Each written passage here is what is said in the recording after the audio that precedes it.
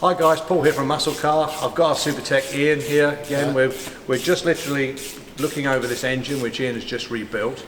Ian, what was the problem when this came in? The problem when this vehicle came in, the engine had like a knocking on the bottom, and it was originating around about the head gasket area.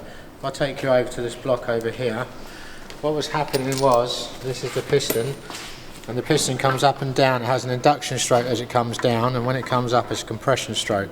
And what happens is, when the bores wear and the actual hole gets bigger and the pistons wear, the piston will actually rock when it comes up and down, and it'll actually cause what they call piston slap, and that will give the same sort of noise as a little end, which is your little ends are in here which holds the piston, so you'll get that resonating knock all the time. So the only way... How does that happen? Is it just through the age of the engine? I know these cars are 50 years old, so is it just wear and tear, or is it bad oil, people not changing their oil enough, or is it overheating? Or it can be due down to maintenance. If someone isn't changing the oil enough, like on any car engine, it can be an engine can run hotter, it can run drier, and it doesn't like it, excessive wear, or it can be the car's been driven quite hard, or just an age thing really. It's just got to these quite old cars, so unless they've been got at before, you know, it can just happen. So you heard the knock, and this will progressively get worse, I take yes. it. It won't just stay at that level. It will get worse as time goes by. That's correct. Because obviously it's getting wearing on the piston. Yes. So once you had this engine out, what parts did you need to buy, or? What we've done, we've rebuilt the whole engine, or what you call a tool block, from here, the heads and the block down. It's had a crank, it's had shells, it's had pistons. All the blocks been machined to take the pistons. You don't have the excessive slap that you do in the worn engine.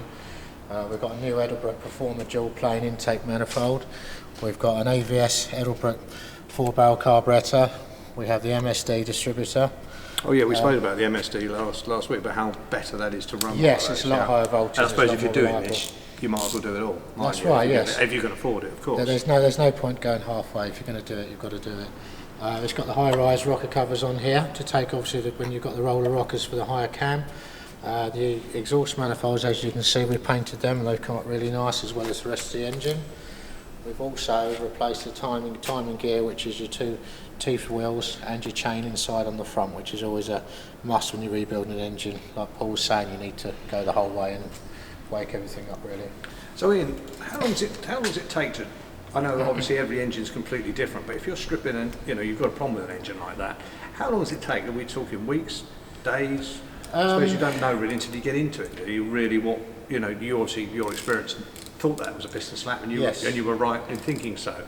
Yes, well, we use like a stethoscope system, a bit like the doctors use, so you can actually listen to the engine and hear try and pinpoint where the resonating or the knocking or the rattling is coming from. So once you can associate whether it's top or bottom, then you can start stripping the top, the inlet back off, the heads back off, and then start feeling the pistons and seeing what play you have from the top. It can take a morning if you're lucky to find it early. It could take a day.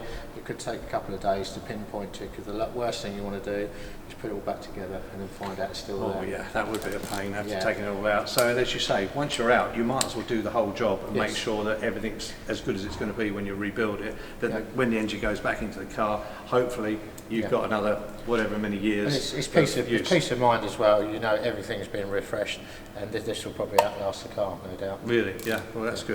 So it's worth investing that little bit extra if you can afford it, just to make sure that everything's done and everything's done correctly. There's two ways of doing it. Of course, you can do it the cheap way, but it can come out and bite you, can't it? The cheap way will always bite you. Will it? It always bites you. There's a voice of experience.